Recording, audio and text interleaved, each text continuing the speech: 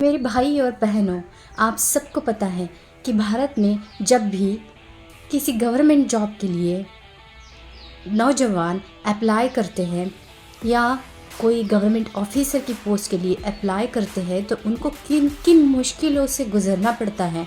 उनको competitive exam देना पड़ता है। उस कॉम्पिटिटिव एग्ज़ाम के लिए वो सालों साल पढ़ाई करते हैं, रात रात भर जागते हैं, मेहनत करते हैं। उनके साथ बहुत सारे कॉम्पिटिटर्स होते हैं उनको कॉम्पीट करने के लिए।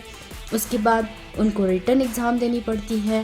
रिटन एग्ज़ाम के बाद उनको प्रैक्टिकल एग्ज़ाम देनी पड़ती है। प्रैक्टिकल एग्ज़ाम के बाद उनको ग्राउंड से भी कुछ कुछ पोस्ट के लिए गुजरना पड़ता है और उसके बाद उन्हें फिर से इंटरव्यू से भी गुजरना पड़ता है, मौखिक से भी गुजरना पड़ता है। इन सब मुश्किलों के बाद जब वो एक पोस्ट पे आते हैं, एक बड़ी पोस्ट पे आते हैं तो उसके बाद भी वो ठीक से काम नहीं कर पाते।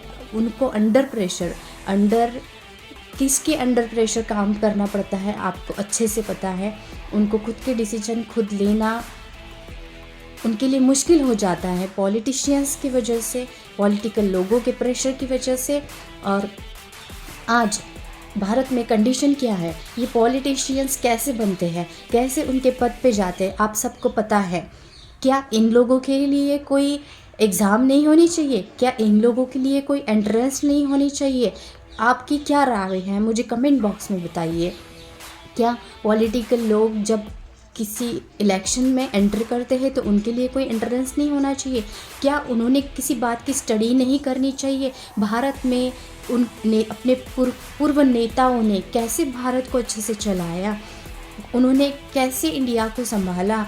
अगर देश को आज़ादी भी मिली है तो आसानी से नहीं, खून बहाया गया है, उन्होंने अपना बलिदान किया है। उसके बाद उन्होंने अपनी जान को बलिदान किया है। उसके बाद हमारे भारत को जो है स्वतंत्रता मिली है। और उसके बाद का जो संविधान बना, बाबा साहेब ने क्या क्या किया, उन्होंने संविधान कैसे बनाया, कैसे वो और देशों में गए, कैसे उन्होंने स्टडी किया, कैसे उन्होंने उन सब नॉलेज को इकट्ठा करके अपना संविधान बनाया।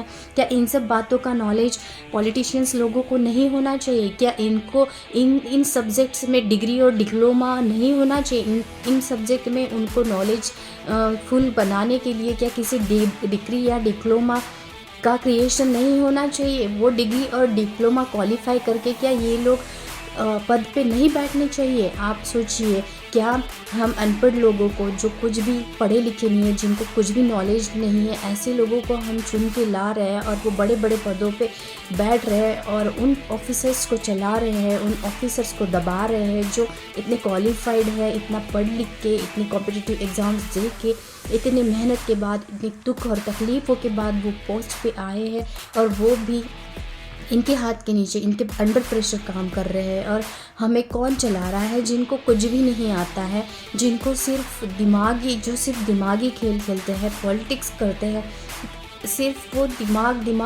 दिमागी खेल है इनके। और वो भी राजनीति चलती है सिर्फ, यहाँ कोई भी देश के बारे में नहीं सोचता है। अगर देश के बारे में सोचा जाता तो आज मणिपुर का मुद्दा जो होता है वो सबसे पहले न्यूज़ चैनल में चलाया जाता, ना कि सीमा हैदर का मुद्दा आज चलाया जाता। तो सोचिए, और आप सब सहमति दीजिए कि पॉलिटिकल लोग भी एंट्रेंस के बाद और क्वालिफ़िकेशन के बाद ही इलेक्शन में खड़े होने के लिए एलिजिबल हो। ऐसा रूल बनाया जाए। आप सब ने कमेंट करके ज़रूर बताइएगा। Thank you.